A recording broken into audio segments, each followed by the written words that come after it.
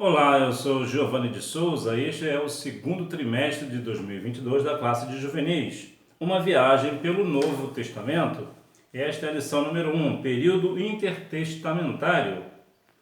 E partimos do rio de Ava, no dia 12 do primeiro mês, para irmos para Jerusalém, e a boa mão do nosso Deus estava sobre nós e livrou-nos da mão dos inimigos e dos que nos armavam ciladas no caminho. Esdras capítulo 8, versículo 31. Esdras ou Esdras, como você achar melhor. No caminho sempre teremos pessoas, adversários, para tentar contra nós, armar ciladas contra nós, mas saibamos e lembramos-nos que o Senhor estará sempre conosco. Período do Segundo Templo. O período interbíblico ou intertestamentário refere-se ao intervalo de 400 anos entre os acontecimentos finais do Antigo Testamento e o início do Novo Testamento. Durante muito tempo, aqui estamos falando de 400 anos, aconteceram muitas coisas, certamente. Entretanto, é interessante que durante todo este tempo que o Senhor estava em silêncio, que não houve um registro, ainda assim houve algumas situações, como por exemplo o cumprimento da vinda do Messias. Veja que aqui tem um intervalo entre o Antigo Testamento e o Novo Testamento, e um é ligado ao outro.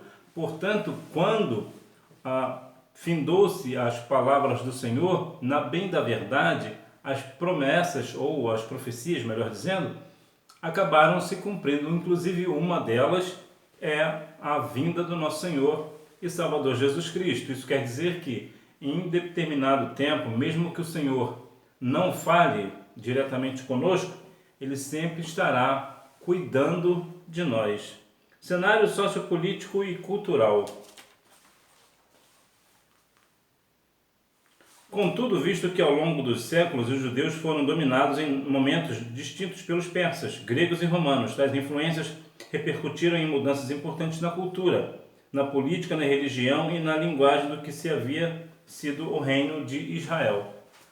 Devido à grande influência desses gregos romanos, o que acontece? Até a cultura é mudada. Quando nós somos, por uma nação específica, é invadida por uma outra nação, acontece que toda aquela cultura daquela nação ela é transformada. Por quê? Porque aquelas pessoas que tomaram aquela nova nação vai trazer consigo essas questões tanto de política quanto de cultura e de religião, e principalmente também o seu idioma, se for por alguma razão o idioma for diferente.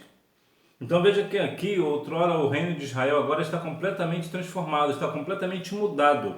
E esta questão de gregos, principalmente, vai acabar afetando o Novo Testamento, porque o Novo Testamento foi escrito na linguagem grega, justamente por influência da cultura grega, influência do idioma grego, justamente devido a esses acontecimentos.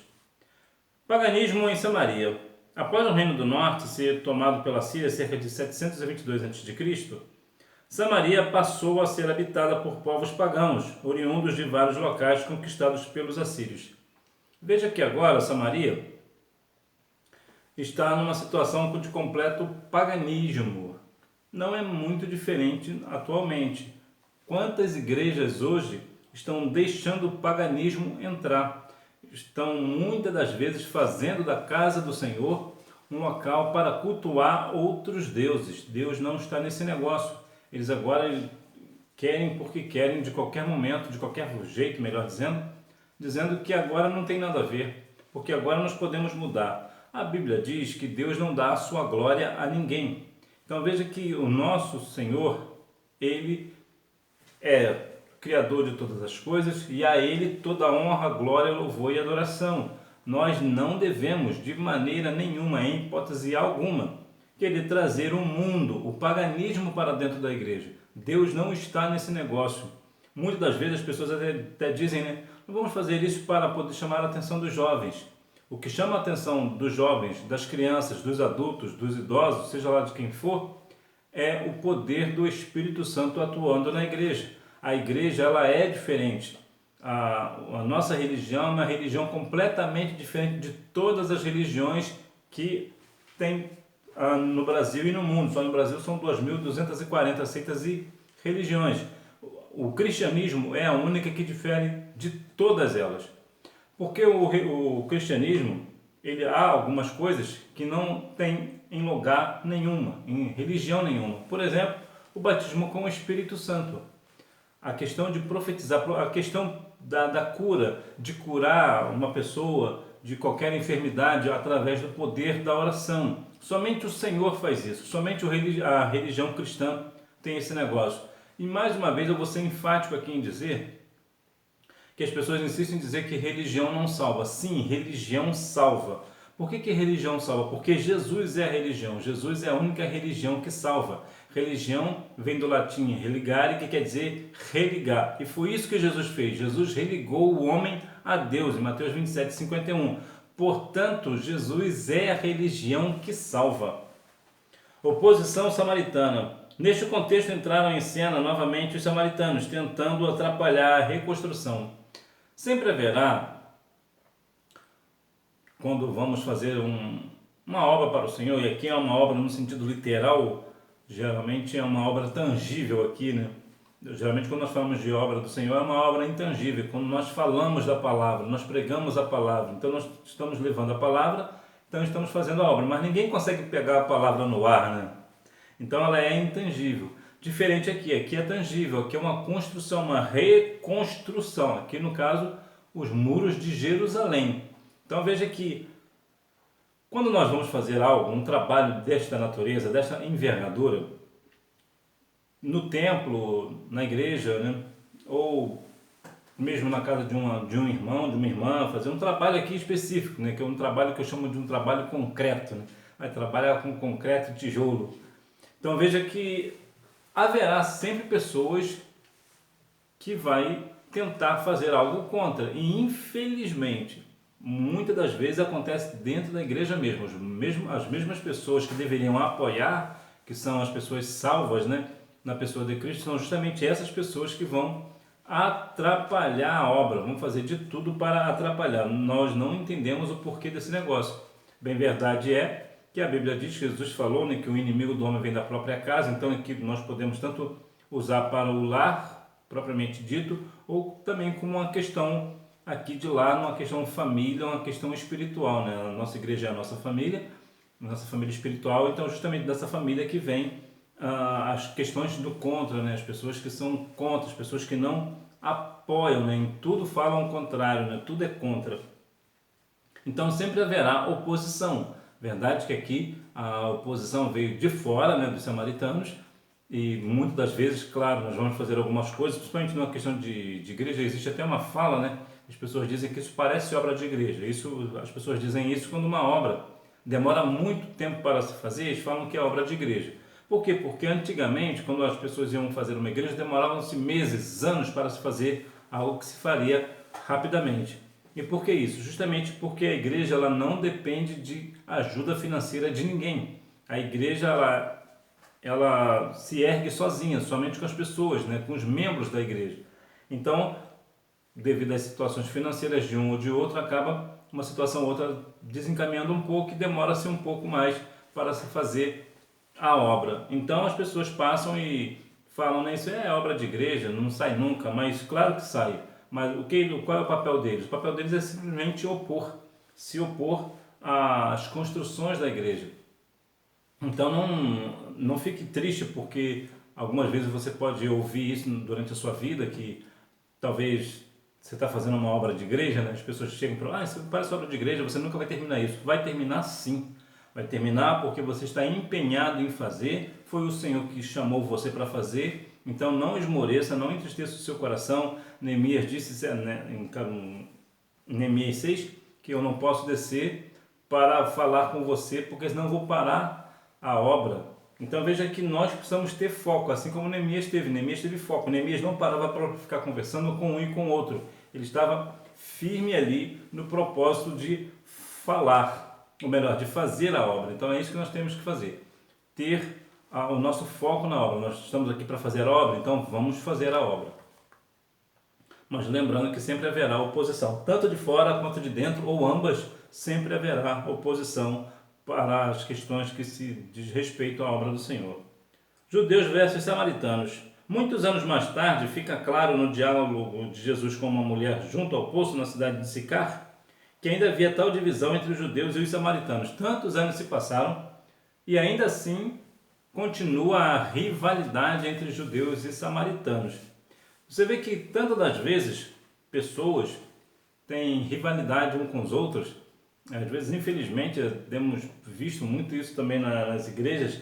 As pessoas estão se rivalizando, né? Por isso que a Bíblia fala em Salmo 133, ó, com bom e com suave é que os irmãos vivam em união. E isso é que nós temos que fazer, viver sempre em união. É claro que uma situação ou outra, dependendo do assunto, dependendo do questionamento, dependendo da obra, haverá divergência. Mas essa divergência é uma divergência boa. Vou te dar um exemplo. Vou fazer algo aqui bem simples. Digamos que vamos pintar o templo. Então alguém quer que pinte de uma cor, o outro quer que pinta de outra cor. Aí cada um vai argumentar o porquê de uma cor e o porquê de uma outra. No final, eles vão ter um consenso e vão decidir por qual daquelas cores vai pintar o templo, sempre no sentido de melhorar a imagem da igreja.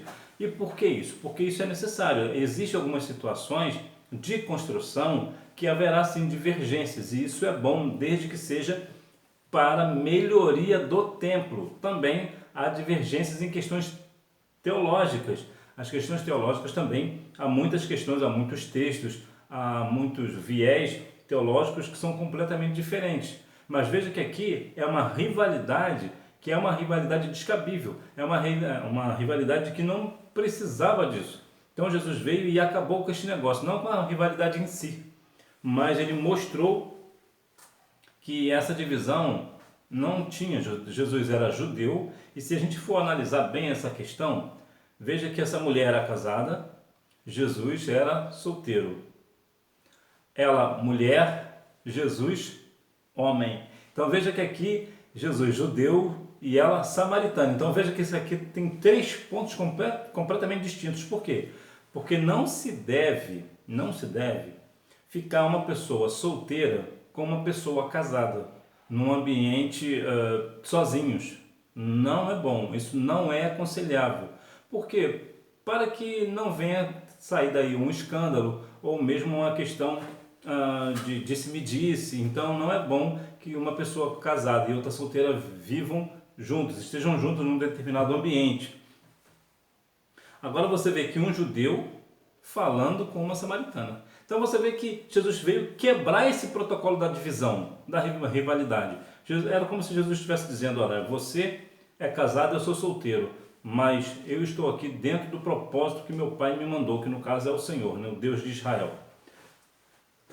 Você é samaritana, eu sou judeu, mas ainda assim eu falo com você, porque essa divisão que nós temos não é da parte de Deus, não é de Deus.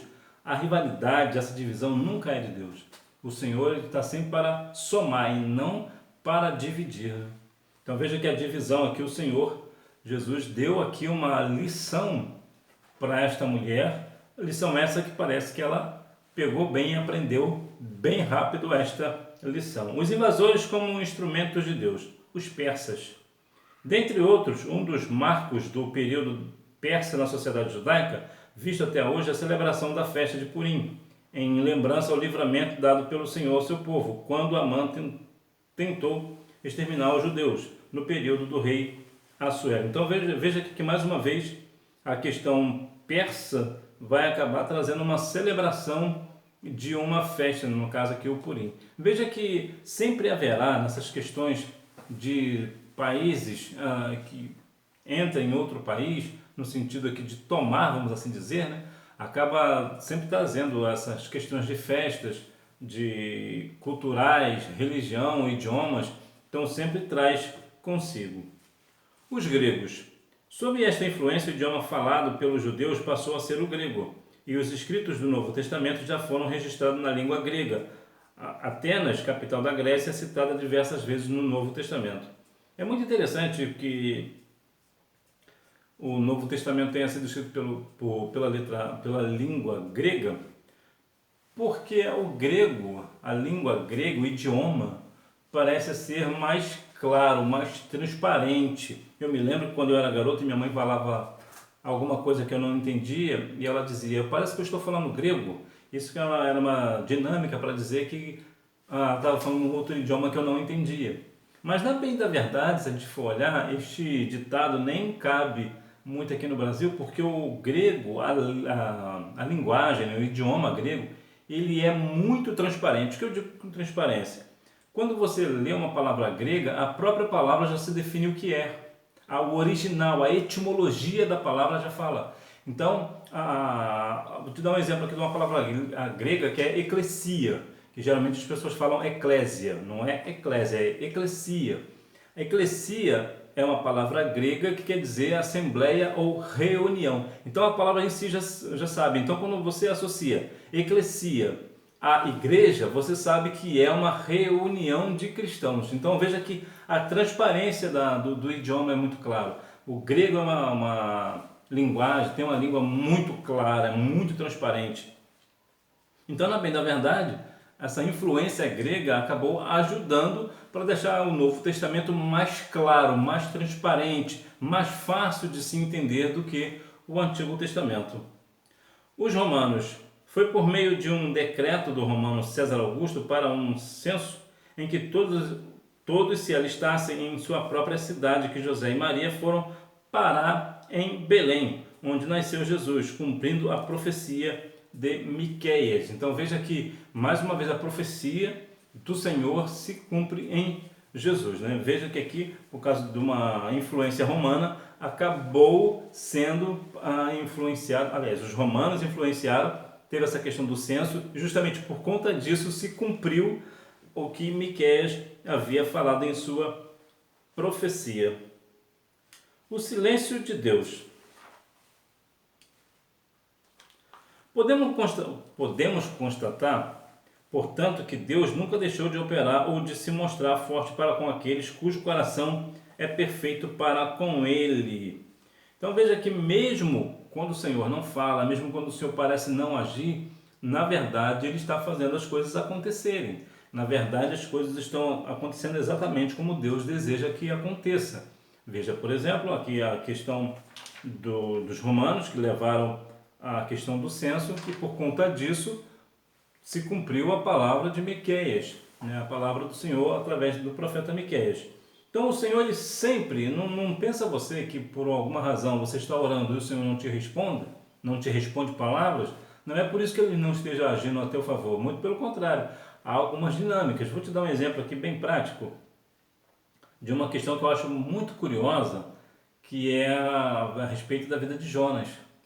Jonas, quando orou no ventre do peixe, isso aqui você pode pensar no peixe que você quiser.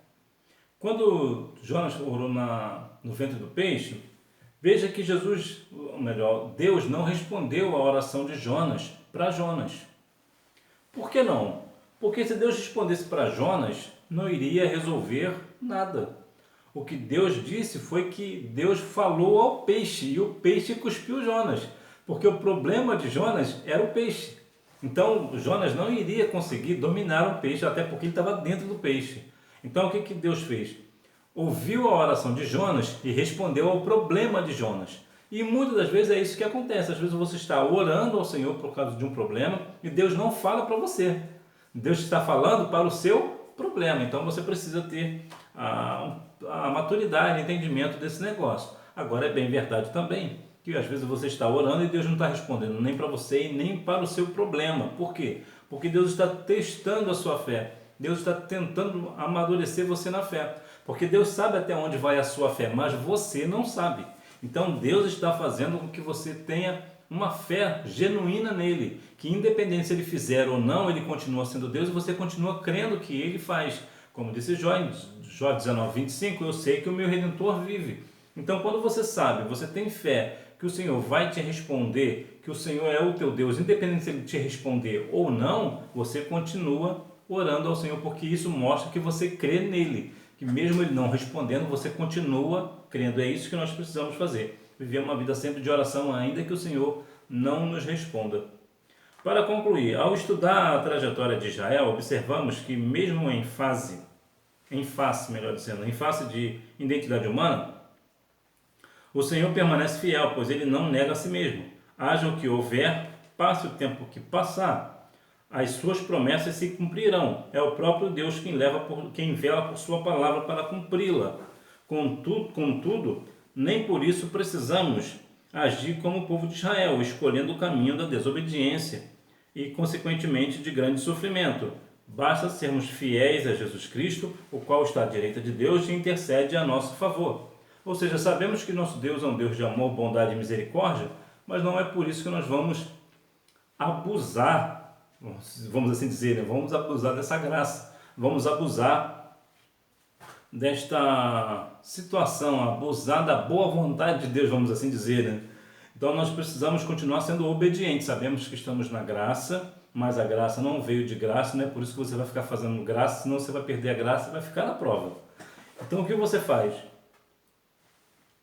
Estamos na graça? Sim, estamos na graça, mas apesar de eu estar na graça, eu vou continuar sendo fiel ao Senhor. Eu não vou ser desobediente ao meu Senhor, apesar que eu sei que Ele é misericordioso, é grandioso em perdoar, as suas misericórdias se renovam a cada manhã, mas não é por isso que eu vou viver uma vida de desobediência. Eu vou viver uma vida de obediência a Deus, sabendo que Ele é um Deus de amor, bondade e misericórdia.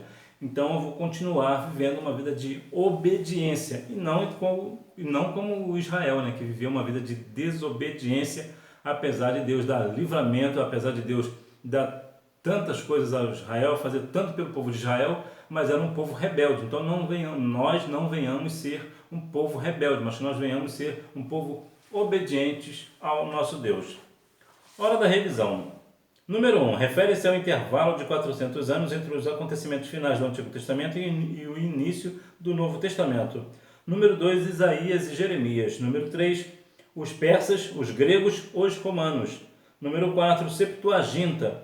Número 5. Simeão. Então que nós venhamos a cada dia mais estar firmes no Senhor, apesar desse período intertestamentário, que nós venhamos continuar vivendo na presença do Senhor. Ainda que o Senhor não fale conosco, ainda que o Senhor esteja em silêncio, e a resposta do silêncio do Senhor é muito difícil, porque ouvir o silêncio é muito difícil. Às vezes, não vou muito longe, vou te dar um exemplo aqui bem prático. Imagine que aconteceu alguma coisa entre você e alguém da sua família ou seu amigo, e há uma discussão, e enquanto você está falando, está esbravejando, ele não fala nada, você já fica irritado, né? Por quê? Porque o silêncio, ele mexe com o nosso psicológico. O silêncio mexe com a gente, mexe com o nosso coração. Então veja que quando Deus se cala, quando Deus não fala, não responde palavra, assim como foi com Jó, ele não respondia a palavra, é angustiante, porque você não sabe o que fazer, porque você fica com medo de fazer e estar fazendo errado.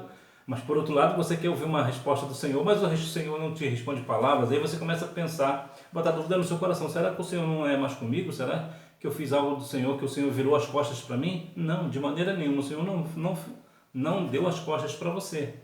Entretanto, nós precisamos ter no Senhor a nossa fé. Mesmo que o Senhor fique em silêncio, nós vamos continuar orando e buscando ao Senhor, assim como foi Jó. Jó continuou orando, mesmo que Deus não deu resposta, ele continuou firme nos propósitos. Vê, por exemplo, Daniel, orava 3 vezes ao dia e por 21 dias orou e não obteve resposta, mas 21 dias ele continuou orando ao Senhor. Então que nós venhamos ter esta mesma fé, de que mesmo quando Deus não está nos respondendo as nossas orações, que nós venhamos continuar orando, sabendo que Ele está nos ouvindo, tendo fé que Ele, segundo a vontade dEle, vai entrar com providência no nosso problema, sabendo que mesmo que o Senhor não nos responda a palavra a nós, pode estar respondendo uma palavra para o nosso problema. Então que Deus em Cristo continue abençoando a sua vida, que você tenha uma boa aula e não deixe de ir à Escola Bíblica Dominical, até porque quem faz a escola é o aluno. Tchau!